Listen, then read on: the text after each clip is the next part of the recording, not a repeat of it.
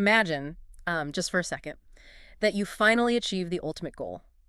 You know, you get absolutely everything society tells you that you should ever want. Right, the whole package. Exactly. The staggering wealth, the unquestioned authority, the ultimate security. You build this massive fortress to protect it all, and you hire these elite guards to patrol the perimeter. Sounds pretty ideal on paper. Right.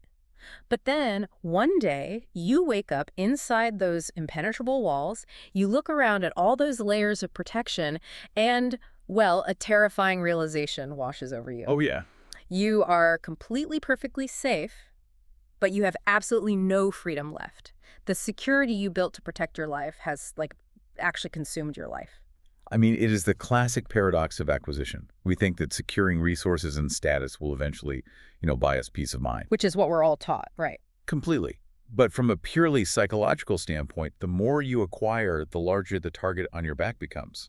Your brain shifts from enjoying the assets to agonizing over how to defend them. The achievement itself becomes the warden. Which is exactly the cognitive trap we are breaking down today. So welcome, everyone.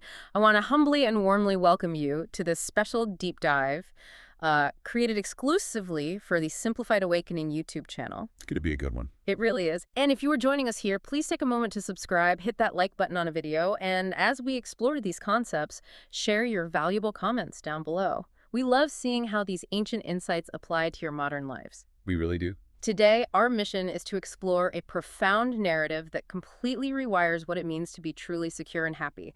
We are diving into the source material known as the Sukhavihara Jataka, or the story of the Happy Ascetic. Yeah, it's such a brilliant text. We're going to look closely at the crushing psychological weight of worldly power and kind of contrast it with the liberating, almost intoxicating joy of having absolutely nothing left to lose. The material here is brilliant because it doesn't just offer abstract philosophy. It takes the very real anxiety of power and grounds it in a narrative that has survived for thousands of years. Right. It was specifically designed to shift how you view your own attachments. Okay, let's unpack this a bit, because before we actually get into the events of the story, I think we need to establish what kind of text we are even looking at. Yeah, context is everything here. Because understanding what a Jataka is feels essential to understanding why this story hits so hard. Well, the Jataka tales are a massive foundational collection of 550 birth stories from ancient Buddhist literature. That's a lot of stories. It really is. They recount the previous existences of the Buddha, who is referred to in these past lives as the Bodhisatta, long before he attained full enlightenment. So you aren't just reading fables then? Exactly. You are essentially reading a record of his evolutionary journey through various lives, learning complex moral and philosophical lessons along the way. I found the historical context in the source prefaces fascinating, actually. Particularly how different cultures processed the whole concept of past lives. Oh, the Greek comparison. Yeah. The text actually points to Pythagoras, the ancient Greek philosopher, to highlight this contrast. The Pythagoras comparison is highly revealing. In ancient Greek literary history, the idea of a single person remembering past lives was viewed as an extreme anomaly. It wasn't the norm at all. Not even a little bit. It wasn't a natural law. It was treated as a supernatural favor. The sources detail how Pythagoras claimed he had lived before as a man named Ethalides, who happened to be the son of the god Hermes. Okay, wow. Yeah, and Hermes supposedly gave him a specific divine boon.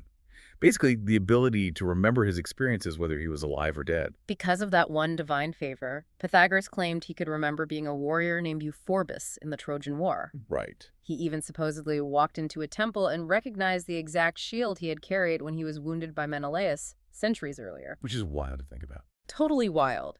He claimed to remember being a man named Hermitage and later a Delian fisherman named Pyrrhus. But the key takeaway there is that the Greeks considered this miraculous and singular. It was a bizarre claim attached only to him. Right. It wasn't something the average citizen in Athens ever expected to experience. Exactly. Meanwhile, you look over at ancient India during the exact same period, and the intellectual landscape is completely different. It's like night and day. Yeah. The doctrine of metempsychosis, the transmigration of souls. It wasn't some fringe theory or special divine favor. It was a deeply rooted, foundational belief woven into the national character. That's such a massive paradigm shift. It really is. In the Indian tradition, the recollection of previous lives wasn't a miracle. It was viewed as the natural, logical result of living a self-denying, highly disciplined, and pious life. So if you meditated enough, it was just expected. Precisely. Any saint or hero who achieved enough mental clarity was expected to see their past existences. So when early Buddhist literature was forming, it naturally incorporated this vast, authentic backdrop of past ages to frame the teachings of Gautama Buddha. Wow. The Jatas are basically the crystallized versions of those deep time memories. They also have a massive physical historical footprint. The sources point out that these specific birth legends were so deeply embedded in the culture that scenes from them were carved in bas relief into the stone railings of relic shrines. Right, at places like Sanchi and Barhut. Yeah, exactly, as far back as the 3rd century BC. Which proves they were considered vital pieces of sacred history very early on, and, they were highly practical tools. And how so? Well, wandering teachers would weave these legends into their religious discourses to capture the flagging attention of their listeners. To keep people awake. Exactly, and impart moral concepts while they had their attention. They recognized that the human brain absorbs complex morality much better through narrative than through, dry lectures. Which makes sense. We are essentially functioning in that exact same 2,000-year-old tradition right now, bringing the narrative to the listener today. Yeah, it's a pretty cool continuity. I love that. So let's step into the actual narrative structure. Every Jataka begins with what's called a story of the present. Right, the frame story. Yeah, it's the frame story that gives us the real-time psychological trigger that prompted the Buddha to share a memory from the past. The textual term for that is the Pakipanavatthu. It grounds the ancient lesson in a very present human conflict or question. Okay, so the scene opens with the Buddha dwelling in a place called the Anupiya Mango Grove. In his community of monks, there is an elder named Bhaddiya. Good old Bhaddiya. Yes, who has earned a very specific nickname among the brethren, which is the Happy. A great nickname to have, honestly. Right. So Bhaddiya is apparently wandering around the grove, and he is just constantly audibly declaring the intense bliss he feels. He's just sighing out loud, "Oh, what happiness, what happiness." Think about the friction that creates in a strict monastic setting, though. Oh, I bet it drove them crazy. Yeah. You have a community of people who have taken vows of severe asceticism. They are living a life of intense self-denial, meditating on the cessation of worldly desire. Right. Very serious stuff. Very serious. And then you have one guy wandering the grounds loudly declaring how blissfully ecstatic he is. It's bound to cause resentment. I mean, the other monks probably view it as a massive lack of discipline. Or worse. Yeah, or worse, they think he's bragging about his spiritual achievements, which is like a huge taboo in those communities. They assume he's reminiscing about the worldly pleasures he used to have. So naturally, they snitch on him. They totally snitch on him. They go to the Buddha and report that Bhaddiya is making a scene with all this constant talk of happiness. And the monks are fully expecting a reprimand here. They want the Buddha to tell Bhaddiya to quiet down and get back to being properly solemn. But the Buddha doesn't do that. No, his response completely subverts their expectations. He doesn't discipline the monk at all. Instead, he reveals that Bhaddiya is not bragging about worldly things in the slightest. Oh, wow. He tells the complaining brethren that this intense, overwhelming joy is actually a cognitive echo. A cognitive echo? That's fascinating. Right. Bhaddiya experienced this exact same profound peace in a past life, and the sheer force of it is still resonating in his present existence. And that revelation serves as the perfect launch pad. The Buddha uses that moment of confusion to pull back the curtain on time and transport the monks back to that past era. Here's where it gets really interesting. Definitely. So in this past life, the Bodhisatta, the Buddha-to-be, was born as a wealthy northern Brahmin. But somewhere along the line, he realizes the evil of lusts. Meaning the inherent danger and suffering caused by clinging to worldly attachments. Exactly. So he makes a radical move. He renounces his massive wealth, leaves society behind, heads deep into the Himalayas, and becomes a hermit. But he doesn't just retreat. He actively masters his own mind. The text specifies that he achieves the 8 endowments. Which sounds intense. It is. It's important to define what that actually means, because it isn't just sitting quietly in a cave. The endowments refer to a series of profound, highly advanced meditative states. Okay. It's where the practitioner literally rewires their brain's response to external stimuli. They achieve a state of consciousness completely untethered from physical anxiety, pain, or desire. Wow, so he becomes such a highly respected master of this mental state that he naturally gathers a following of like 500 ascetics. That's a huge following. Massive. They build this whole community of renunciation in the mountains. But reality eventually sets in. When the rainy season arrives, the Himalayas become completely inhospitable, even for advanced masters. Yeah, you can't just meditate the freezing rain away. Exactly. So the Bodhisatta takes his 500 followers and travels down to the city of Benares to wait out the heavy rains. And while they're in the city, the Bodhisatta becomes a pensioner of the local king. The king allows them to live in the royal pleasaunce. A pleasaunce. What exactly is that? Right. For a modern listener, a pleasaunce isn't just a public park. It was a private, heavily guarded, immaculately maintained pleasure garden meant exclusively for the monarch's recreation. Wow. Okay. Yeah, it represents the absolute height of royal privilege and security. Okay, so after the 4 months of the rainy season pass, the king of Benares approaches the Bodhisatta. The Bodhisatta is visibly aging at this point, so the king says, "You are old, reverend sir. Why make the harsh journey back to the Himalayas?" Which is a fair question. It is. He says, "Send your pupils back, and you stay here permanently in the royal gardens under my care." And the Bodhisatta agrees to the arrangement. Makes sense. He decides to stay in Benares and puts his oldest disciple in charge of leading the 500 ascetics back to the mountains. And what's fascinating here is that the source text drops a vital, hidden piece of context about that oldest disciple who is now taking over leadership. Oh, this card is so good. It really is. This disciple wasn't always a mountain ascetic. He was secretly a former king himself. Wait, really? A king? Yes. He had once ruled a mighty kingdom, commanded armies, and managed an entire empire. But he'd voluntarily given up all that regal pomp and power to become a simple brother in the order. He traded the ultimate symbol of worldly power for a wooden begging bowl. Exactly. I need to flag that for the listener because that detail is the absolute linchpin of everything that happens next. So the 500 head back to the mountains under the leadership of this former king. Right. A significant amount of time passes, and the disciple starts to deeply miss his old master.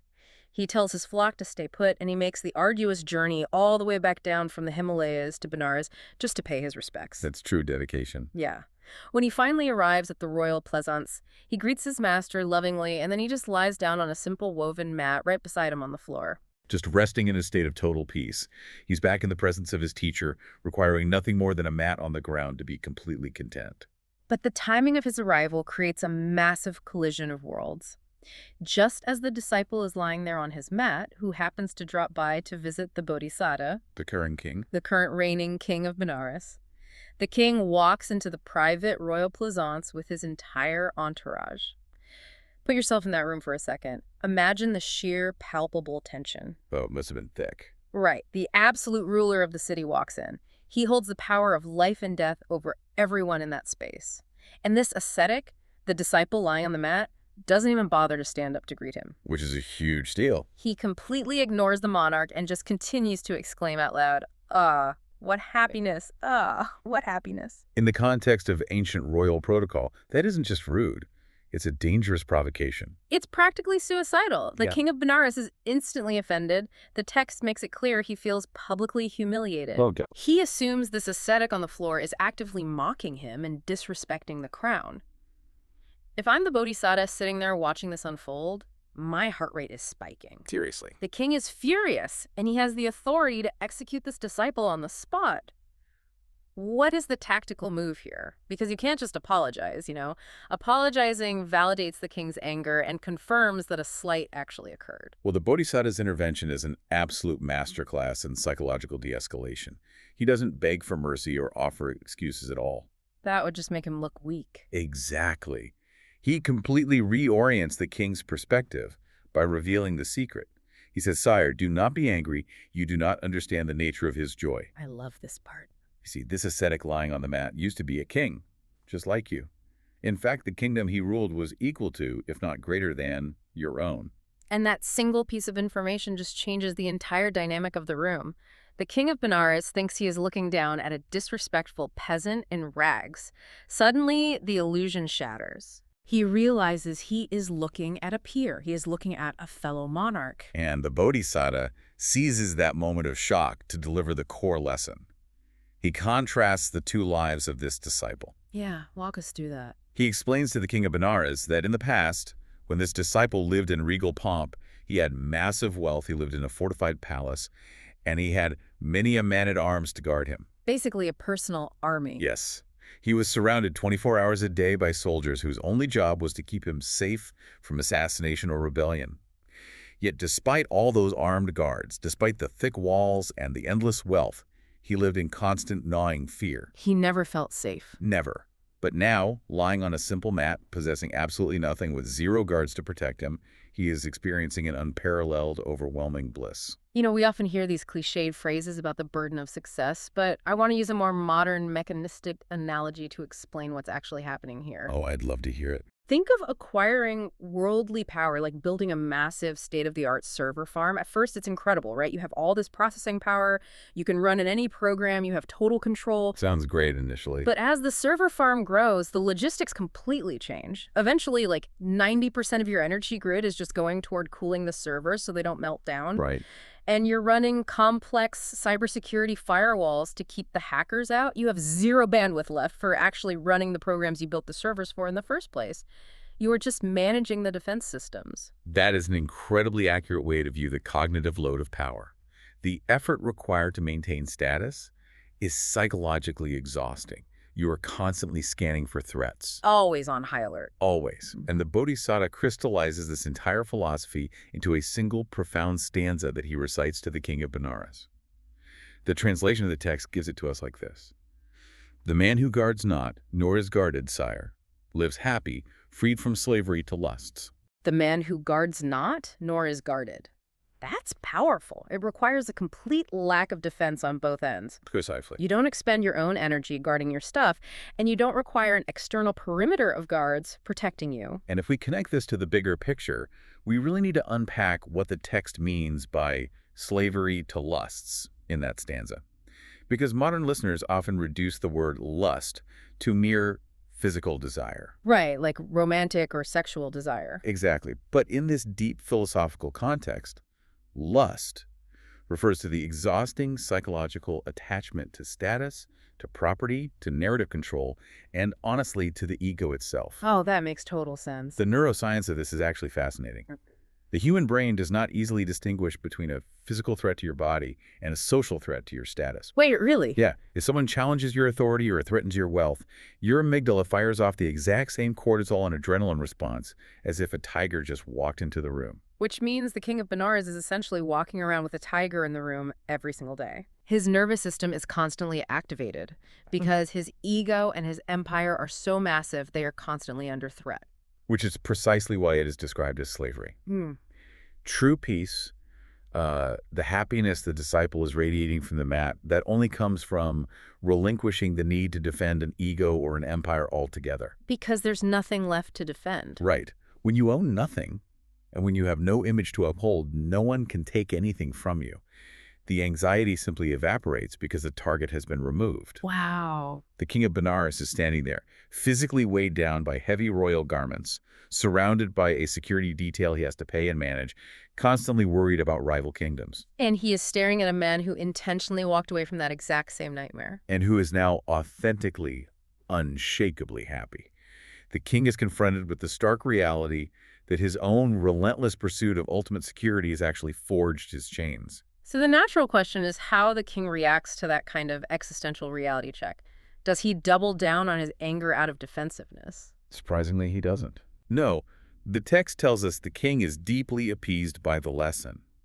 The anger dissolves because he recognizes the profound, undeniable truth of what the Bodhisatta is saying. That takes a lot of humility. It does. He makes a formal salutation, showing genuine respect to both the master and the former king resting on the mat, and he just leaves the pleasance. He returns to his palace and his duties, but his perspective on what actually constitutes power has been permanently altered. That's incredible. And after the king leaves, the disciple eventually says his goodbyes to his master and journeys back up into the harsh Himalayas to live out his days in absolute peace. Yeah. It is such a clean, mechanistically perfect narrative about the human mind. And it brings us right back out of the ancient past into the frame story of the present day with the Buddha standing in the mango grove talking to his monks. And the Buddha brings the lesson home to explain the behavior of Elder Bhaddiya. He concludes the discourse by identifying the historical figures from his memory. The big reveal. Right. He tells the gathered brethren, the joyful disciple on the mat, the former king who found ultimate peace in having nothing to defend. That was Elder Bhaddiya in a past life. And the wise master. The Bodhisatta who orchestrated the brilliant psychological lesson for the king of Benares. The Buddha simply states, I myself was the master of the company of ascetics. It perfectly contextualizes the conflict at the beginning. Bhaddiya wasn't lacking discipline. He had actually achieved the highest form of it. Exactly. He had tapped into a deep, ancient, hard-won joy, the pure relief of laying down the burden of having to be someone important. That is why the Jataka tales endure. They force us to examine the architecture of our own suffering. Yeah. They demand that we look closely at the walls we build to protect our resources and our reputations, and ask whether those walls are actually the perimeter of our own prison. Which brings us to a final lingering thought for you, the listener. We want you to analyze your own life right now through the lens of this ancient psychology. It's a great exercise. Look closely at your daily routines, your financial worries, your career ambitions. How much of your daily cognitive bandwidth, like your actual mental energy, is spent guarding? Guarding your status at the office? Guarding the physical possessions you've accumulated? Guarding the highly curated image you project on social media. You might not have armed men standing at your front door, but we all construct elaborate fortresses around our egos. We really do. What would it actually feel like to power down the server farm, to stop guarding and being guarded for just one single day? Imagine the psychological relief of lying on a metaphorical mat and realizing you have absolutely nothing left to defend. It's a deeply uncomfortable, terrifying thought for a mind trained by modern society, honestly. But according to this profound lineage of wisdom, it is the only reliable mechanics for genuine, unshakable peace. Let that sit with you for a while. Mull over what it would mean to drop the armor. And as you do, remember that you've been listening to a special deep dive created for the Simplified Awakening YouTube channel. A great place for these kinds of discussions. Absolutely. If this narrative challenged you, if it made you view your own defensive fortresses a little differently, please stay hooked. Our journey into these ancient, life-altering stories is just beginning, and the next one we explore will be just as paradigm-shifting. You won't want to miss it. So, I will humbly ask you one more time, please make sure to subscribe to the channel, hit the like button on this video, and drop a comment below. We want to know, what are you currently guarding in your own life? What invisible empire is exhausting you? We cannot wait to read your insights. Until next time, take a hard look at your fortress and ask yourself who is really trapped inside.